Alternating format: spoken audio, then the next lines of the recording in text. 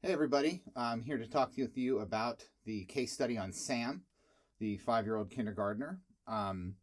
It seems that he's on the younger side from many of his classmates, having his birthday at, very close to the beginning of the school year. So I think that maybe from a development standpoint, he has some catching up to do, but also they all presumably have had some sort of preschooling and daycare beforehand. So whereas Sam has only really had a experience with his grandparents, and this has led to different problems with his language development. It seems that he started off speaking Spanish with his mother, but has since been spending most of his time with his grandparents. So now there's a bit of a language barrier between him and his mother. So he's probably going through a lot of struggle and confusion at home with that stuff. It says that his grandparents have tried to work with him on academic tasks, but he has kind of a lack of interest in non-preferred tasks. And I would say that there's also, some evidence of impulse control, which makes me think that, from a teaching standpoint, I would say that it's a good idea to recommend an evaluation, possibly for an ADHD or something like that. He has, his academics are much behind, like I said before, about his,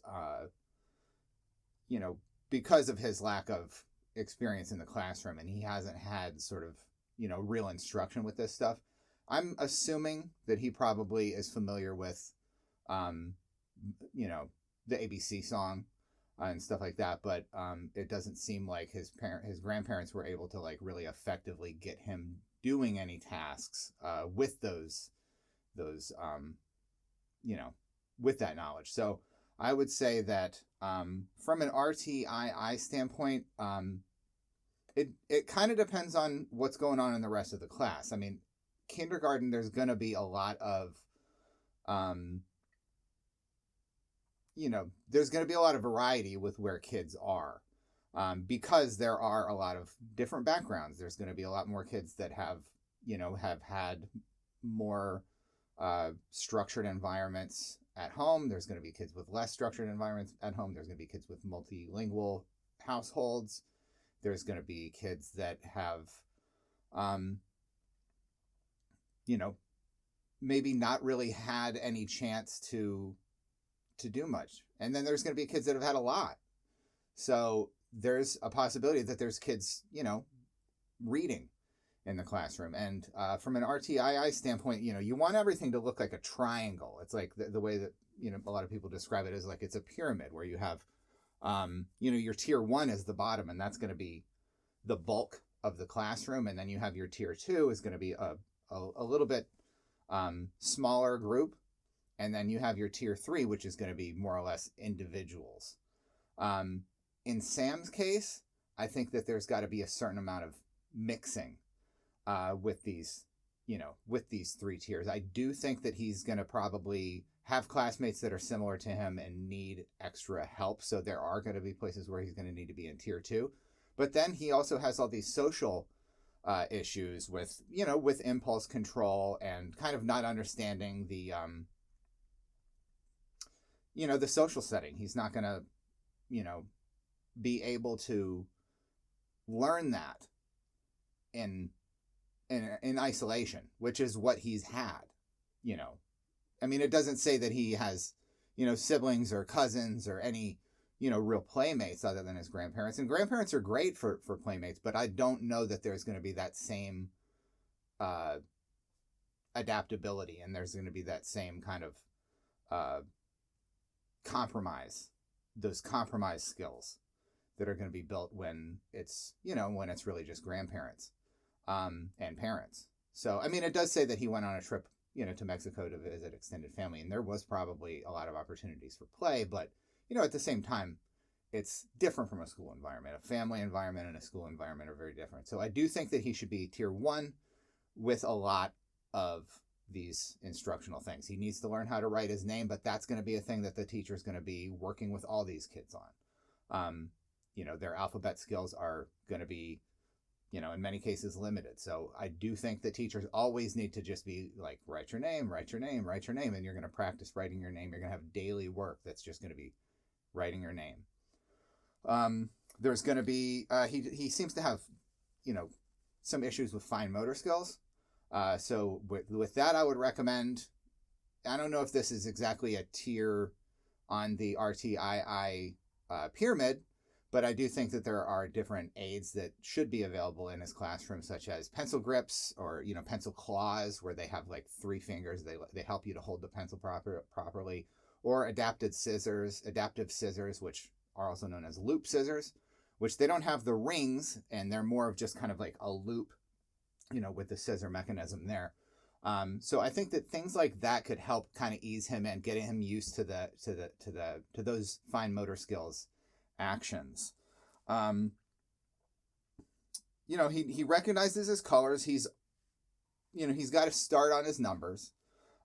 With regard to, his math work, there's going to be probably some things in the classroom that are going to be at everybody's disposal in a tier 1 sort of scenario where, there's going to be manipulatives, and there's going to be coloring pages, things like that. Those are going to help, they're also going to help with his fine motor, but they're also going to just help keep him practicing with his numbers. And I do think that tier 1 is appropriate there. I think that tier 2 is probably appropriate with some of these these phonical awarenesses and phonics things that he's missing out on. He does need to learn his alphabet a little bit better. That is going to be part of a tier 1 thing as well. But I do think that possibly when the class is doing rotations, it would be beneficial for, his teacher or teacher's assistant, and, if there's any other specialists that come into the room to monitor these things, that they're aware of where he is. And I do think that the teacher's going to be able to diagnose that with the, different assessments and benchmarks that, that are being administered in class. With regard to like a tier 1, if there's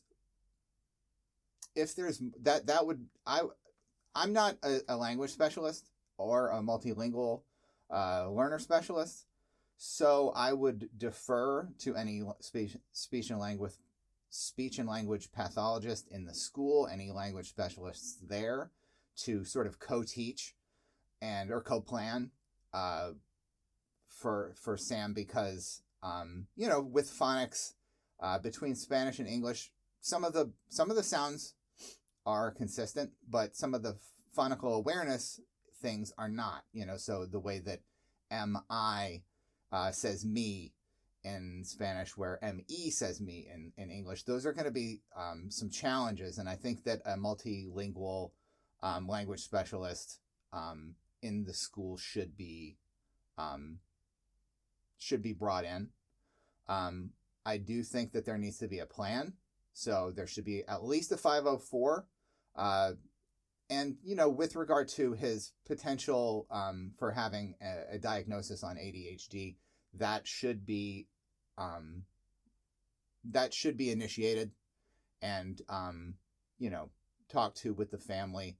And I do think that, I have ADHD. My daughter has ADHD. I know there's a lot of kids in schools that have ADHD. I don't know if the stigma is the same as it used to be, because it is so because there's so much more awareness.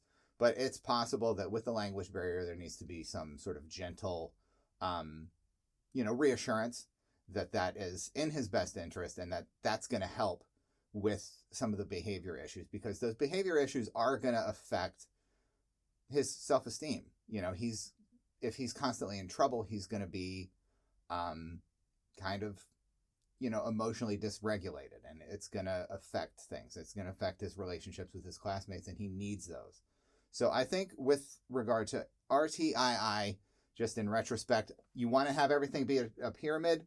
If he's the only one that's a problem, then, it's more tier 3. If there's a big, a larger group of students, if most of the students, and they do, I'm sure most of the students need work on a lot of the things that Sam is struggling with. So a lot of these places are going to be tier 1, but there's going to be places where tier 2 is appropriate.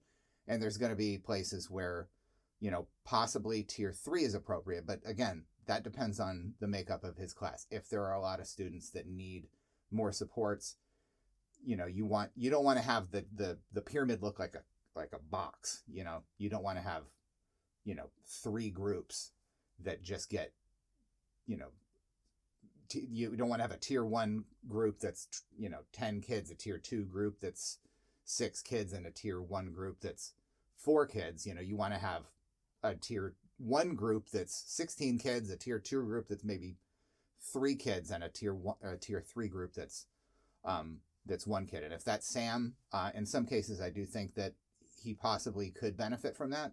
But in most cases, I think keeping him with the class, learning, developing those social skills, doing all the things that all the other kids are working on, I think they all need help. I think Sam's going to be having a lot of progress in class. It doesn't say exactly how long the time frame on this case study is, but it does, it is reasonable to believe that, there's a lot of time to work on this stuff. So thank you for joining me. Sorry if I was a little long-winded, but it's a complicated case. Look forward to hearing everybody's work. Thank you.